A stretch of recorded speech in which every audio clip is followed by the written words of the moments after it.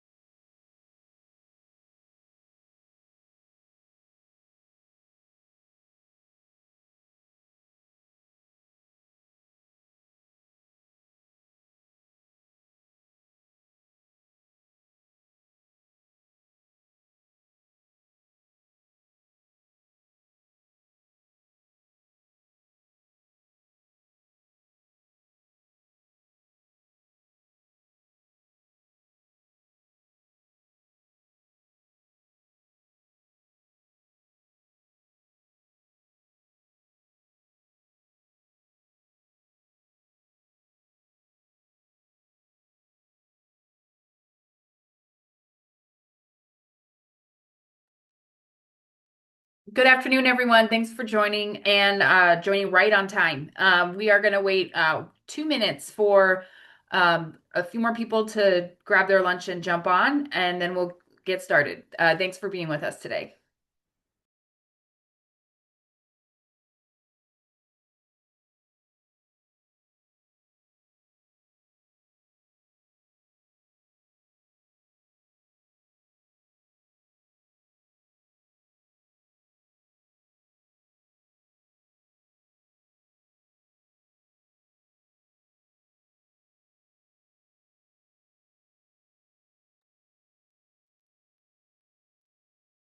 Robert, remind me next time that we got to have background music. I always forget until we're in this position and there's just silence. Got one more minute, we'll get started. Thanks again, everybody, for being here.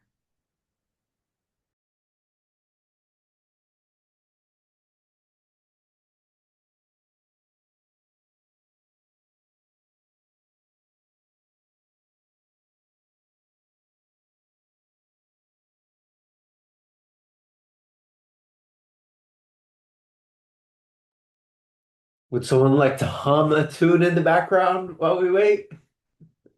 I think that's you. Get Oh, some no. Olympics. We could do some Olympics background music. Oh, yeah.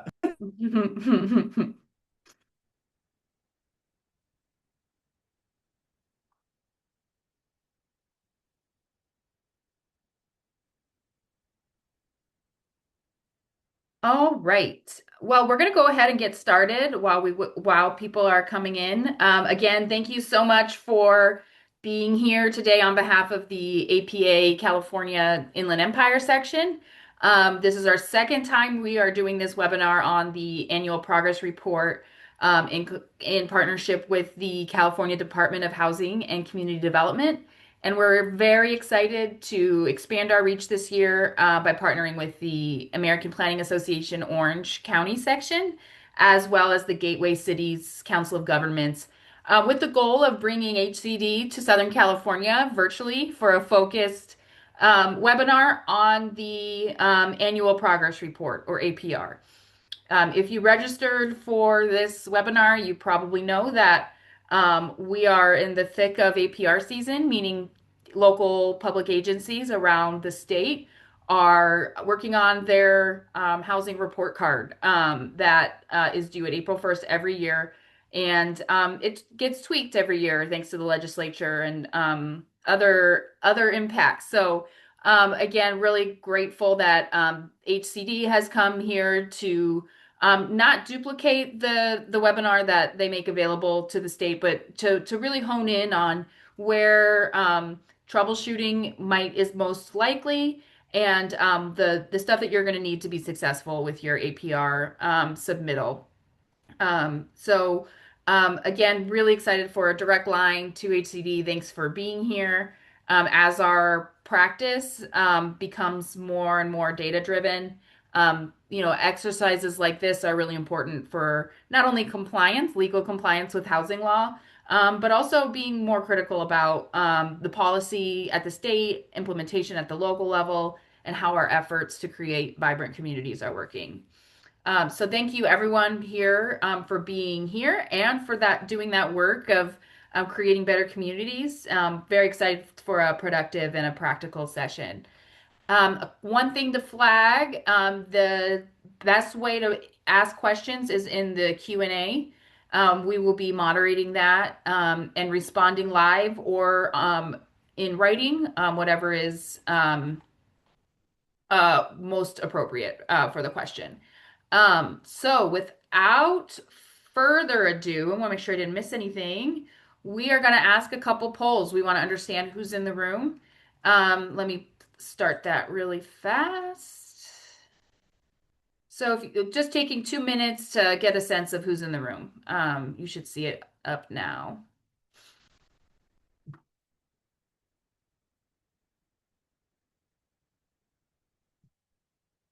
All right. So pretty split by region between Inland Empire. Very nice. That probably works out roughly proportional to population. Um, and got a lot of public agency people. I know some public agencies are using consultants to do their APR. Imagine what the no's are. But really, really glad to see so many local agencies on and being engaged with this.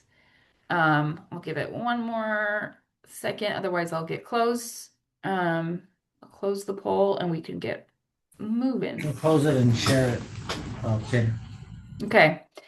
All right. So I just shared the results for you so you can see. Yeah, almost 90% public agencies, um, and over half between Inland Empire and LA. So thanks again for being here. I will now pass it on to Melanie Smith with the Gateway Cities Council of Governments. Thanks, Taylor. Thank you all for including the Gateway Cities. I'm Melanie Smith. I'm the Director of Regional Development at the COG. I know we've got a lot of our members on today.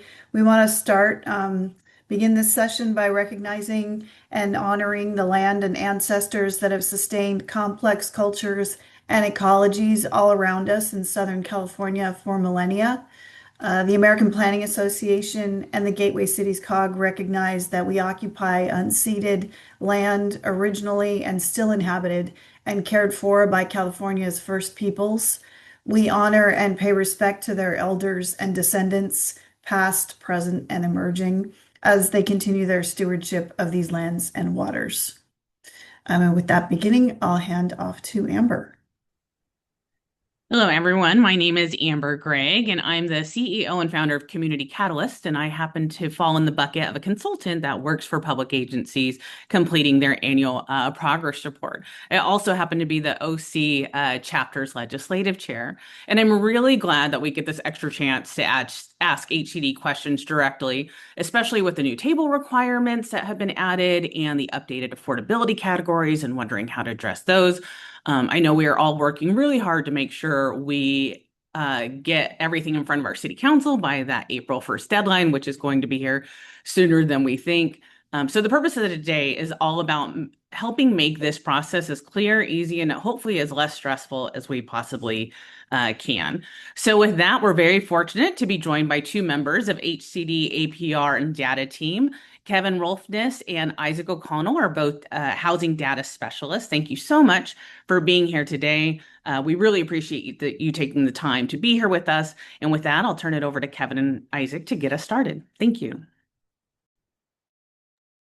Hi, thanks, Amber, and thank you to the Inland Empire and Orange County chapters of the APA and the Gateway Cities COG. Very grateful for this opportunity to talk through the APR, particularly the 2025 APR, which, as folks have already kind of alluded to, has changed. It is changing year over year. So, anyways, thanks for this opportunity. I'm Kevin Rolfness, joined by Isaac O'Connell, and yeah, let's get into it. First, so our brief overview of the agenda. I'm going to talk about the APR more broadly. Talk timeline. As already mentioned, the April 1st deadline is right around the corner. Then Isaac will go into great detail regarding the updates to the 2025 APR. Then he'll kick it back to me and I'll go over briefly how you can submit your APR. I'll also touch upon submitting revised APRs for previous years. Then we'll talk about accessing the data, and then we'll have hopefully a lot of time for Q&A, and I can even maybe share my screen and show you how to access the form and like some of the basics to get you going. Also, as already mentioned, questions, if you have them, use the Q&A feature. We have there, you see there's already a few of us, and then we have some additional HCD staff who will help with any questions should they arise. So overview of the APR, Government Code Section 65400 requires all, 539 jurisdictions. I don't think we're expecting one from newly incorporated Mountain House anytime soon, but all jurisdictions are required to prepare an APR, a housing element APR, using the form and definitions adopted by us at HCD. Regarding the timeline, we released a new form already, and then subsequent versions as we fix bugs as they come along. It just happens especially when you change the form. We started accepting the form in January, and new this year we're doing office hours. We were doing the last Friday of January, February, and March before the April 1 deadline. So we already had January, but we're going to have one February 27 and March 27, and then April 1 is the deadline. A note on that deadline: if we still want to work with you. If you're going to, if you're worried about that deadline, submit what you can and get it to us, and we'll continue to work with you. And that includes if you're having trouble getting to your board on time, or legislative body more broadly. Now I will pass it to Isaac so he can talk about the changes to the 2025 APR. Awesome. Thank you very much, Kevin. Thanks to all the parties involved in hosting us here today. You guys did a great job of getting the word out, and we're thankful to see so many people who are taking time out of their day to be here with us. We really appreciate it, and thank you. So I'm going to go over some of the things that are new on the APR form and in the APR reporting process for the year of 2025. And these are some of the things that we've been getting the most questions about. So make sure you pay attention closely here. Next slide, please. So the first thing that's new is new statutory requirements for reporting newly listed historical designations in your jurisdiction. So that's the new Table L. If any sites in your jurisdiction have been newly designated within the reporting year on either a national, state, or local register of historic places, you'll need to report info about those sites and their designations on Table L. You can see in the slide here some of the fields, some of the details you'll be asked for about those sites and the designations. On Table A and A2 as well, we've added a new historic sites field where you can indicate if any of the projects you're reporting on those tables are located on one of these sites with a new historic designation. We assume this is going to be very rare, but it's a statutory requirement, so it is a required field, so you'll have to answer yes or no.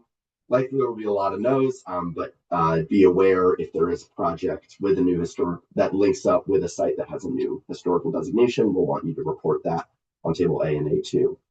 So to recap, Table L should list all of the sites that have been given historical designations in your jurisdiction in the reporting year, not just those with proposed housing development, but it should only list those that were given designations in the reporting year. You don't need to go all the way back through eternity and list every single site that has a historical designation in your city or county. Next slide. So next, I'm going to go into some detail on the Enhanced Housing Element Program reporting requirements that are new on Table D this year. We've been getting a lot of questions about these. The purpose of this change is to help HCD better track and help implement the programs that cities commit to in their adopted housing elements. So I'm going to run through the fields, especially the new ones, in some detail. A couple notes.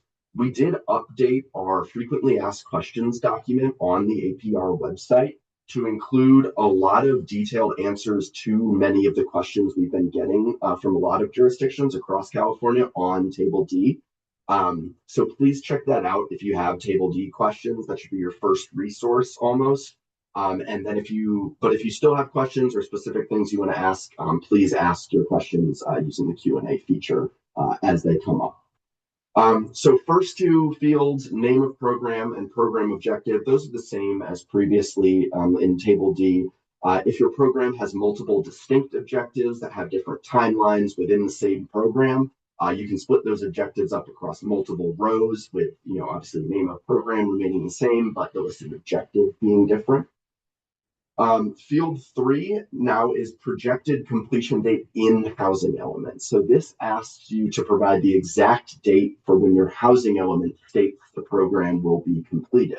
So if an expected completion date in your housing element program has been delayed or changed or was accomplished prior to that expected date, you should still list the date originally given in your housing element and then use the program implementation fields to share the altered expectations for completion.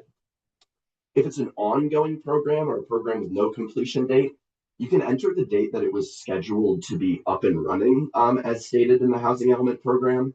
But this is also a good moment to underline that not all of your programs will have info that perfectly matches up to all of these data fields. So at the end of the day, this information is going to be reviewed by analysts on HCD's housing element team who are very knowledgeable about housing element programs, and they'll be able to interpret for each program what fields they need to look at and which are the most critical for evaluating program progress.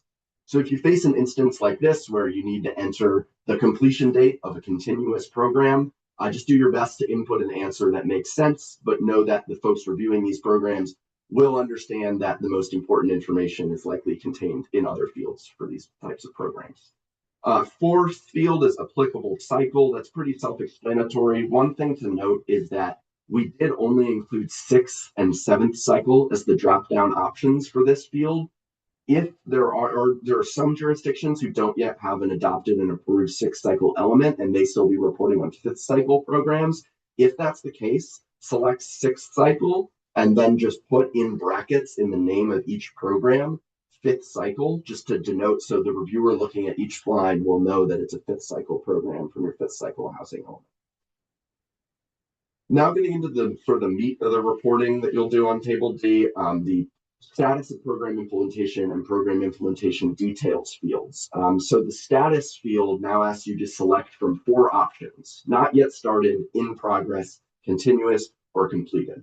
Something that we've gotten a lot of questions about is denoting in progress versus continuous. So both of these statuses indicate programs where implementation has been started.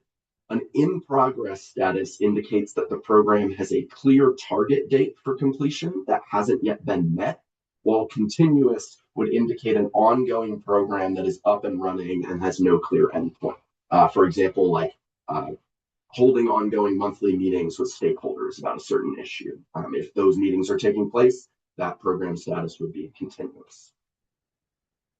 The program implementation details field, that's the same as the old status of program implementation field. This is where you're going to give us the most information about the program. It's an open-ended field, text response, and allows you to just share the relevant updates about the program that are taking place in the status of the program. Fields 7 and 8, these quantified outcomes fields, these are new and probably the ones we've gotten the most questions about, and anything that's new on this form. So these fields are used to report any metrics that are used to track program progress and how far you are along towards those metrics. So category is a drop-down selection. It allows you to choose between units, households, persons, meetings, or others. So that'd be like units preserved, units permitted, household served, stuff like that. If an objective that you're measuring, if an outcome that you're measuring a program by doesn't neatly fit into any of those first 4 options, you can select other as your category and just make sure it's clear what that other category is through the objective and program implementation details fields. From some of the APRs we've worked with people on and that have been submitted already, we know that other is very, very common. So don't be afraid about putting other if none of those 4 categories make sense for your program. Just make it clear what some of the measurable objectives are, if there are measurable objectives for your program. Common examples of programs where you put other would be like a program to review an ordinance or to create an online resources that will serve the population. So that was category, which you need to select. And then for count, you're just going to enter the numeric value for how much of your quantified objective has been achieved by the end of the reporting year. So say you're establishing a new service to help voucher holding households find housing. And at the end of 2025, 30 households have been served through that program. You would put in field 7 households and then 30 in field 8. If your program falls under the other category, like I mentioned before, like the example of like an ordinance review, if that didn't have a secondary outcome associated with it, like how many units would be permitted as a result of reviewing that ordinance, then you'd list other for category, and for count, you would list 1 if the review had been completed and 0 if it hasn't been completed. Again, this is another example of if there's no real quantified objective that easily fits into a box for this program, the reviewers are probably going to be looking at other fields for the most critical information. So just do your best to input data that makes sense with the status of the program. The last field is also new, the supporting documents field. So this is where we're asking for basically evidence to support the information you're sharing about the status of the program. So we ask you to provide a link or a resource or materials that documents the program's implementation. If there is supporting documentation that doesn't have a link, or you don't necessarily want to make public and maybe want to share via meeting or through email or something like that, you can use this field as just a text field to explain how you would like HCD to access that documentation if they request access to it. And then also, if there's no documentation for a program, likely for a program that maybe hasn't been started yet, you're just going to write none or an NA in that field. So that was a lot of information. It's a lot of new fields. I want to thank you all in advance. We really appreciate the effort that is going into accurately reporting and reporting these additional details about housing element programs. It's really going to make a difference. for the implementation of programs across the state. Again, please reference our FAQ document after the webinar if you have more questions, and please ask your questions in the chat if they're coming up right now. Next slide. So moving on to our last big change, the income categories used to classify unit affordability have been expanded by AB 3093 to include acutely low income and extremely low income as new affordability categories. So previously, units that were affordable at any income level that was 50% of AMI or lower, those would have been classified as very low income. Now that's split into three categories. The 0 to 15% income range is acutely low income, and then the 15 to 30% range is classified as extremely low income.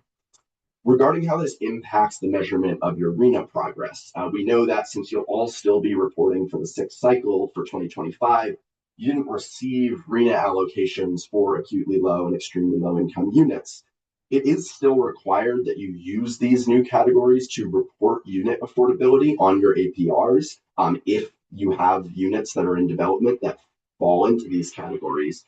But we've made sure that the extremely low and acutely low income units you report will still count towards your progress, towards your very low income RHNA target that will be displayed in Table B.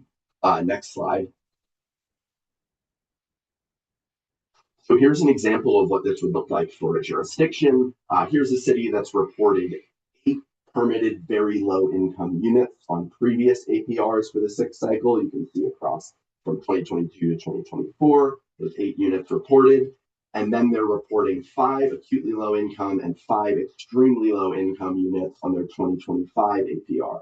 You can see that those 10 units from the 2025 APR would be added to the 8 very low income units previously reported to show that they have built 18 units towards their very low income RHNA goal.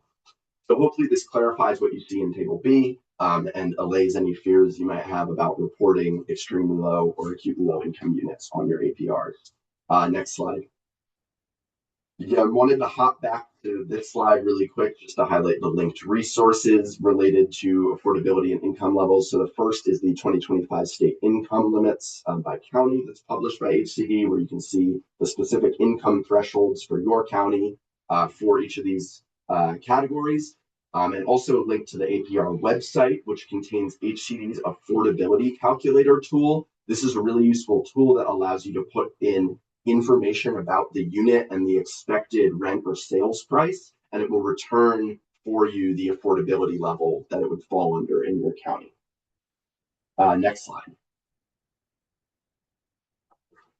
So while we are on the topic of affordability levels and income categories, that's it for the changes, but I did want to go over the best practices for reporting non-deed restricted affordable units on Table A2. So if you wish to report any units that don't have deed restrictions or financial assistance as being affordable to moderate income households or below, you must present evidence for how you determine the affordability of those units in this field 18 on the slide, which basically just asks, explain how the locality determined the units were affordable. Sorry, my dog just started crying and pawing me. Apologies. Yeah, so there is a hierarchy of types of data that we will accept as valid evidence of affordability for these categories when you're reporting non-deed restricted affordable units. So we just wanted to run through with you the best types of data to use when they're available to justify a non-deed restricted affordable unit in your reporting. So the first and best type is the actual listed rent or sales price if you have it for the unit. This is probably going to be very rare because you're reporting projects that are in the development pipeline. So recognizing that you might not have that, we would move on to number 2. The next best type would be an estimated rent or sales price that is directly reported by the developer. So I know a lot of jurisdictions sometimes do this in the permitting process. They'll survey the developer and ask what is the estimated price you'll charge for this unit or rent that will be charged for this unit. That's great data to use if you have it. In the absence of that, we would move on to type number 3, which would be an estimate that you can make, a price estimate that you can make based on the listed prices of units in the area that have comparable characteristics, such as unit size and number of bedrooms and unit type. So for this type of estimate, you can use public sources like Zillow or Redfin to locate comparable units and their listed price info. We just require that your methodology for making this estimate is robust and consistent so that you're applying the same standard to make this price estimate for each of the units you're reporting. And you're not just cherry picking available data points for each unit that make it the most affordable. So these first three data types that I just went through, those will give you actual or estimated figures for a rent or sales price. Whenever you have a figure for a rent or sales price that meets any of these data standards, you should plug that into the HCD affordability calculator along with the number of bedrooms and type of unit to confirm what income category that unit falls under. In the absence of a rent or sales price estimate that meets these three standards, the only other type of data you're permitted to use to justify affordability is any COG-supported regional study of affordability by unit type that has been published within 2 years of the reporting period. So many of you will recognize this is mainly referring to ADUs, which of course don't have deed restrictions. We're aware that SCAG had put out a study in 2019 or 2020 regarding the distribution of regional ADU affordability. That study is now too old to use because of this 2-year data standard, because data from before that period just wouldn't reflect the current state of the ADU housing stock and the housing market. So if SCAG or your subcog were to publish updated regional guidance on ADU affordability today, somehow, or tomorrow, you'd be able to use that to report affordability levels on your APR as a justification for a non-deed restricted affordable unit. And that data would be valid for the next few years. But right now, you should stick, in the absence of that, you should stick to the first three methods that I just went through for coming up with an estimated rent or sales price. So if you don't have any of these four types of data available to justify the affordability of a non-deed restricted unit, you must report those units as above moderate income. Our APR review team checks these affordability justifications very thoroughly to make sure our affordability data is reliable and good. So we won't accept APRs where affordable units are reported without a deed restriction or an explanation in field 18. And B, we will follow up with you about the sources of your affordability data if we think they don't meet the standards or if there's not enough information shared in field 18. So please fill out this field thoroughly and accurately. I've included on the slide an example from a jurisdiction of how you could actually fill out this field in a way that shares good information with us and justifies an affordable unit. So if you look at the example, the jurisdiction shares an acceptable methodology for gathering affordability data and making a determination of income level. They say they collected a rent estimate from the developer and survey during the permitting process, and then use the HCD affordability calculator to get the income category. And then they also share the specific data for the unit or units that were plugged into the affordability calculator with the approximate rent, type of unit, etc. Again, that was a lot of information I just ran through. Please don't hesitate to ask questions in the Q&A feature or reach out to us via email about this later. Next slide. Our email is apr@hcd.ca.gov as a reminder, and I'll pass it back to Kevin now to go over some stuff about submitting your APRs and accessing APR data. All right, thanks, Isaac. And thanks for all your questions. Hopefully we get some more and we can address those. Submitting your APR. That APR address you can submit via email there, or you can sign up for our new flashy Salesforce platform that's only in its second year. The caveat there is we used to, in our previous platform, if you were staff from City X, you would reach out to us and we would just give you there was one credential for that all city staff could use. Now you would create an individual account that is then associated with the jurisdiction's account. So if you go on our APR web page, you'll see a link. It's pretty straightforward sign up process. And if you have any questions about it, you could even reach out to our APR inbox. We have another support inbox. And there are some how-to guides. And we still have our old webinar. If you haven't gotten tired of me talking yet, you can hear me talk about HCD Connect from the previous year's webinar. So go ahead and create an account. Another thing is we try to have a primary reviewer or a primary account associated with the jurisdiction who could then approve subsequent accounts, but sometimes that may be someone who's no longer with your jurisdiction. So then I'll personally approve it. But if you have any wrinkles with your account access, another benefit of this is that I know Table B is helpful in the APR form for tracking RENA progress.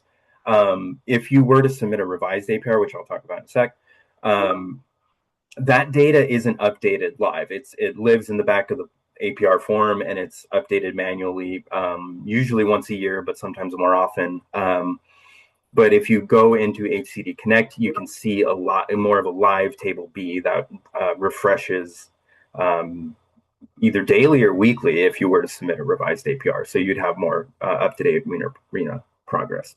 So that's HCD Connect. Also, if you're a primary reviewer for a jurisdiction, you can manage not accountants, who are the consultants. Oh, that's what I was looking for.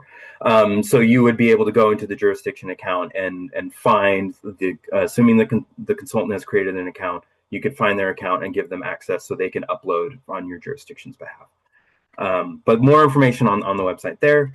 Now that I talked about the Salesforce, let's talk about when you can't use it, which is if you are submitting a revised APR. Those have to be submitted via email, and they have to be using the most current version of the form. We can help you with that. You can take your old form, edit it, then use our importer tool within the APR workbook to get it into the more current form.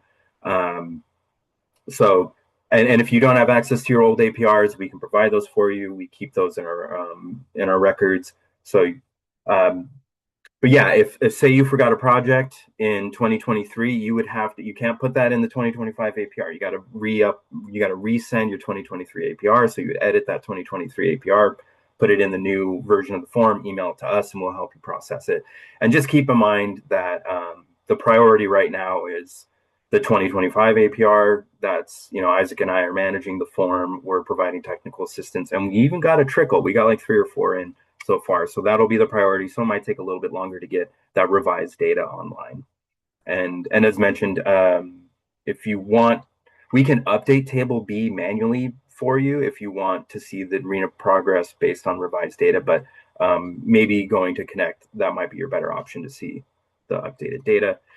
Speaking of data, this is a cool part of the APR process and the result of all of your work, right? We're just at HCD, we're just kind of the messenger, the compiler.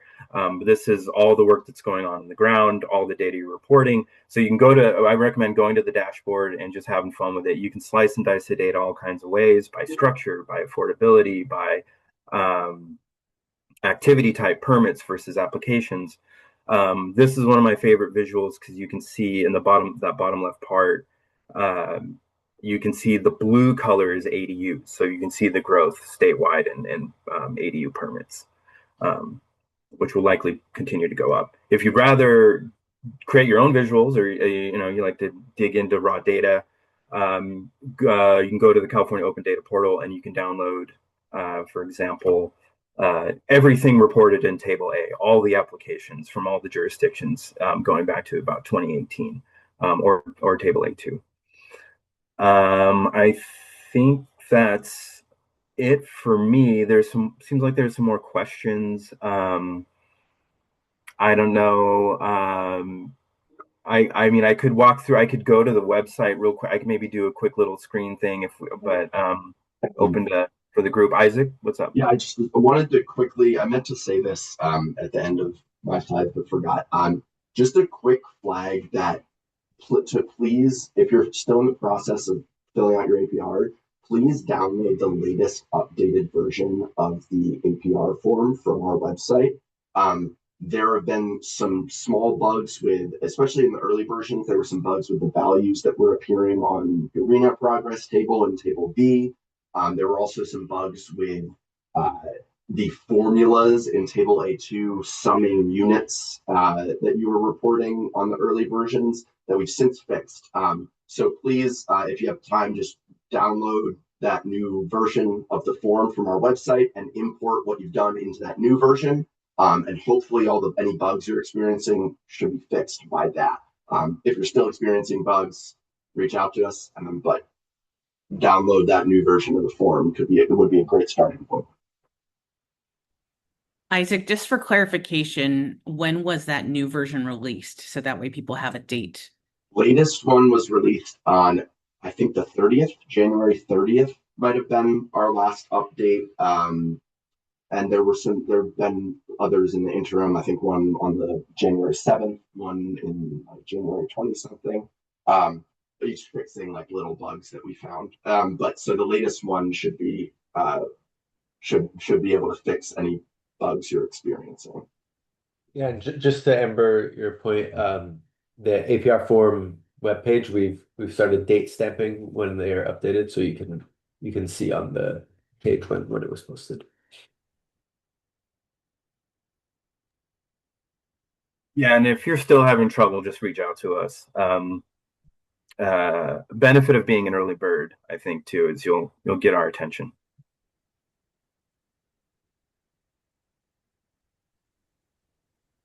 There's a couple questions about the PowerPoint. Robert, will that be, I know we'll put it on our website, but will that be sent to people who registered?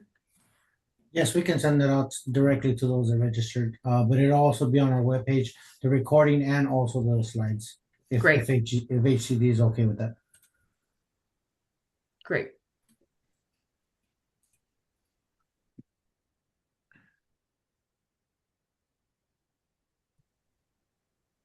Okay, well, I'm happy to do a little screen share to show folks how to access the form in our web, maybe walk through the web page while Isaac is responding to some of the questions. I'm sure the tech transition will be smooth. It always is, right? We can also take some of the questions and answer them online. Isaac, do you want to just take some of those? Yeah, I'm sure I'm going through some of them now. Another thing that I answered a question about this in the chat before, but one bug that still exists is when you click on the Start Here tab, when you click Check for Errors, it'll tell you, regardless of if you have anything entered in Table D, there will be a line that tells you you didn't enter anything in Table D. If you have entered something in Table D, ignore that. We apologize for that. It existed last year. We tried to get rid of it this year. We still haven't been able to figure out why it's saying that. But feel free to ignore that if you use that little check for errors tool. I'll go through. Isaac, can I pitch a question over to Kevin? Yes. He's got a good question here about revised APRs. If a jurisdiction has multiple years of APRs that they want to correct, what's the process? Do they need to send one form for each year and then also send the form for 2025? That is correct. Yeah, you'd have to send, and we've seen that happen from other jurisdictions. We get, it seems like you look at one year and find out that the year before that and the year before that. So yeah, you would have to resubmit for all those years in the 2025 in a copy of that form, the newest form, and then you would in the Start Here tab, you would select the appropriate year. Yeah, that's what we all have to do, and maybe we could break it up, do it one at a time. We could start with the 2023 and work backwards. But yeah, it can be an involved process. So I'd recommend sending our APR inbox an email saying, hey, we have these years we want to revise, and we want to work with you on that, and then we can get things moving. Also a question about affordability determinations. The questioner had said in previous years they talked about this affordability, their method, which with HCD, and are wondering if it's safe to continue using that this year. I I mean, it would say, likely is, but I would get ahead of it and like if you're going to submit via email, maybe ask or even reach out with a specific request so we can look. I would hate for you to assume it's fine, submit, and then have someone come back and say, "Hey, we're not." So, yeah, I appreciate you asking about this now, and I think we could get it. Reach out to our, yeah, I'd say reach out to the APR inbox, and then we can take a look and confirm that that will be okay. So there's no question down the line. The latest version, yes, the correct yeah, latest version. Version 1.30.26 is the correct latest version. I also wanted we've been getting just to as a general thought for some of the table D questions we've been getting. I just want to emphasize what I touched on during the slide about like these the information is not going to be put into some automated system and checked to see if you've done it correctly. It's going to be reviewed by like real human analysts with a lot of knowledge about housing element programs. So if there is for some of those fields, your program won't have something that really makes sense. Like maybe you didn't state any sort of quantified outcome in the housing element, which is fine. Maybe it's a continuous program with no completion date. Just input something that, to the best of your ability, makes sense and is consistent with the real information about the status of the program. And reviewers will know to look at other fields for like the critical information about the status. So when you encounter those situations, don't let it freak you out about like your APR might get rejected. Just to the best of your ability, input something that makes sense and is not inconsistent with the rest of the information about the program. And to that end, Isaac, I think another thing, like the spirit of these changes to Table D are really to be proactive about getting information on housing element progress from jurisdictions to avoid like potential future questions, letters of inquiry, and such from HCD. So really, this is like Isaac said, this is real information that a real professional human will be reviewing, and it's really meant to kind of capture as much input from you all from local jurisdictions at the front end and save you all and as well as HCD's housing element team time in the future. Isaac, you want to go ahead and stick with Table D, and then I'll answer You by got it. Celia's question, huh? Yeah, and then you can go to the Rise APR and then also about the question that Amber just sent to us, highlighted for us about the revisions to a 2025 APR. So for the Table D question about multiple objectives, that's really up to your determination about like how you want to split those up. I'd say as a rule of thumb, it's like if there are multiple different components of the same program where if you could go back to the Table D slide quickly just to show those fields, Kevin.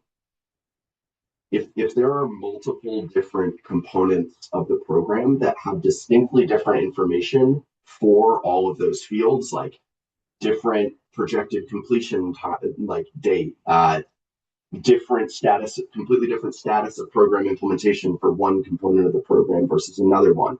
If you have different information across the rest of the fields per objective within the same program, that would be when you would kind of want to split those objectives up into different rows.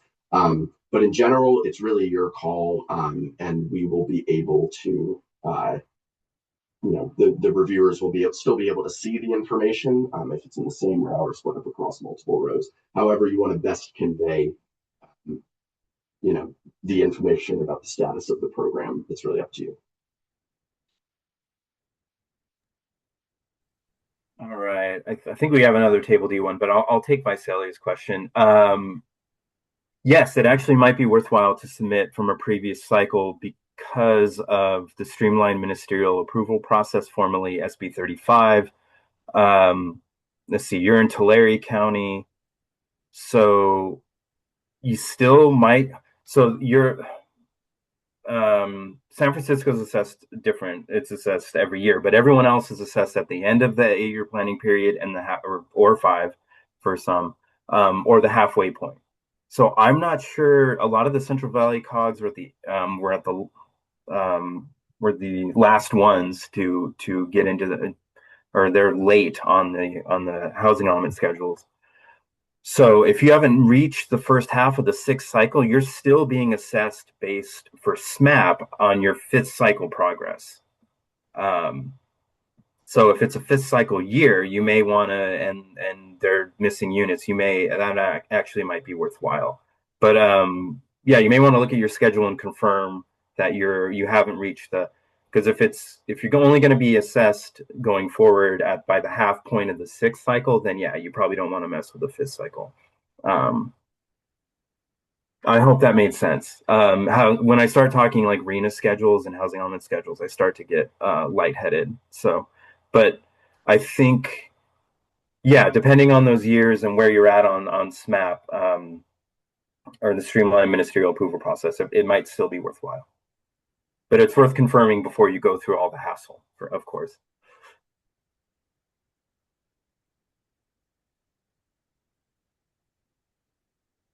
Let's see. Isaac, oh wait, there's another one. Amber, I'm not seeing it. Amber, there was another revised APR question. Just in our chat, Amber highlighted a question about. Oh, in the chat. But I think the question is if you've already submitted your 2025 APR like a week ago or 2 weeks ago, but then you've, as a result of our presentation today, realized that you want to update it, what shall someone do?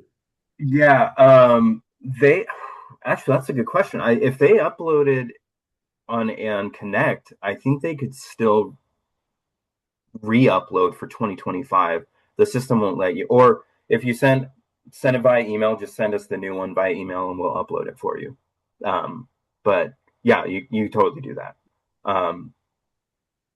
And that'll be easier because the form, it's the same version, right? Same form. So yeah, if you already are on Connect, go for it. I think it will let you replace what's online for 2025. But if not, just shoot us an email. We'll help you process that. I think we're going back to Table D, Isaac. Yeah, I'm picking up some answers in the chat. And going through to Dom's question about reporting completed programs from previous years. Yes, still include those in your Table D with their status as completed. You don't need to share any new information, program implementation details field, but we do want to have just like that on the record with the added with the current fields in Table D. You don't have to, again, yeah, no need to provide any updates if there are none and you've already reported as completed, but just make sure that program is represented on rows in Table D. Yeah, we understand. Farzad, go. Yeah, sorry, go ahead. Just the other Table D thing of multiple objectives. You want to speak to that one, Isaac? We have a couple questions there about how we treat multiple objectives. Oh, I think I already answered that one live. Oh, got it. Okay. Sorry, I'm reading.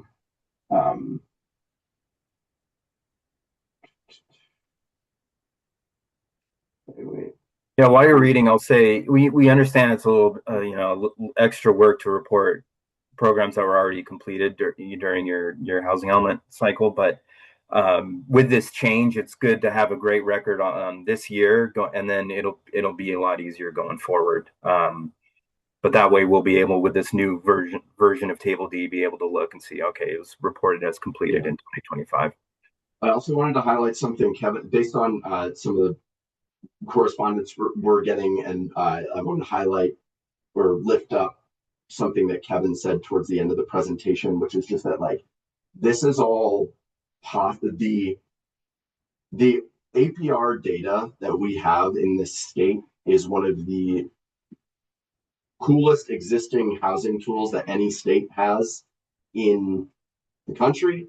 And this data set is all possible because of you all and the hard work you all put in to report this information, to comply with requirements, meet all these data standards, keep track of every of everything that you're doing throughout the year in terms of planning and development and everything. So yeah, we really, really appreciate it. And the results of that work and the fruits of it is that we have more information as a state to assess and plan and you know, have an informed direction as far as the future of housing. So yeah, we really appreciate the work you're putting in, especially with the new Table D requirements that have been added on.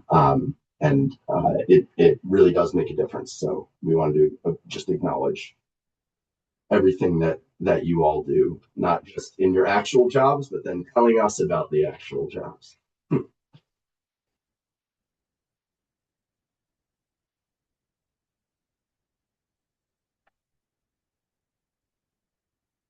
Yeah, just to reiterate on the program objectives versus like separating out versus keeping them in the same line. It's really, yeah, it's a call that is eventually up to you as long as you're including the information about all the different objectives in Table D.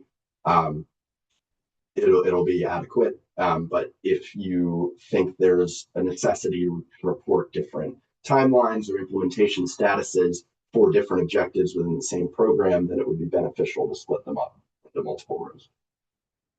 Yeah, I'd say if one of those objectives falls neatly into a quantified category, then yeah, you probably want to break that out. But if they don't really, if there isn't, I don't know, if they all kind of fit together nicely and it's more narrative based, you can maybe just use one row. But as Isaac said, just use your discretion and whatever explanation you can provide in the details.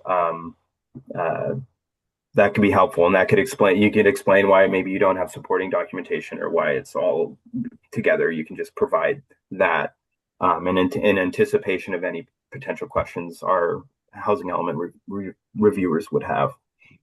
I think with that, we've cleared the question queue. Really appreciate everyone's time and engagement here. We can probably hand it back to our hosts to close us out. And of course, please join our office hours and do reach out to the APR inbox if you have other questions. Thank you so much. Robert, do you want to take us home? Yes, ma'am. If we can get the slides back up, if you will. Sorry, everybody. First and foremost, we want to thank our partners, especially HCD, for participating in our webinar. I want to thank all the attendees. This is actually one of the programs that we've had the most participation, so we appreciate that. Appreciate the partners that helped spread the word. I also want to take a moment to thank the Inland Empire Section's 2025 sponsors. As you see on the slide there, and cheap plug for Inland Empire, we are going to be releasing sponsorship opportunities for the upcoming year. So keep a lookout for that. If you're interested in sponsoring, please reach out to our section and we'll be happy to help you with that. Can you change it to the final slide? And yes, again, stay connected with the Inland Empire. We have newsletters that go out. So sign up on our webpage, follow us on social media. You have my contact information there. If you have any ideas or concepts for events or any needs, please reach out to me and let me know, and I'll coordinate with our committee. And our goal is to put out as much training and valuable opportunities as possible to the membership. So, and then also Taylor's contact information is there. She's our Vice Director of Policy. If you have any policy questions, she helped put this whole event together since it's closely connected to a lot of the new legislation. With that, I want to thank you. Just to let you know that we will be posting on our website and emailing all the attendees directly the presentation and the link to our video, and it'll also be on our YouTube channel. Anything else, Taylor? No, thank you again, everybody, for joining. And we look forward to seeing you throughout this year, and feel free to contact us if questions. So again, thanks, everybody. Yeah, look out for additional events as well. Thank you. And thank you, everybody from HCD and our partners. Thank you. I'll stay on until 1, just in case there are any questions.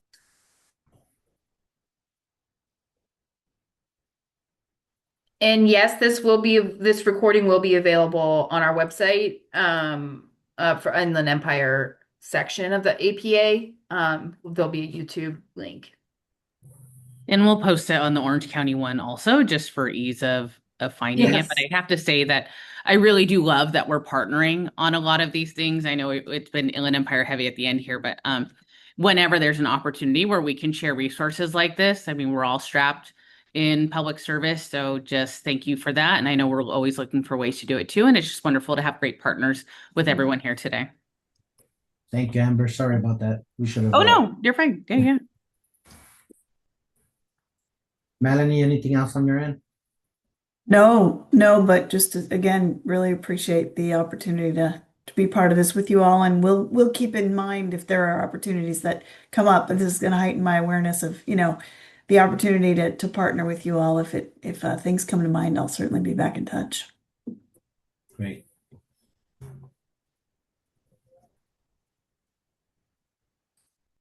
All right.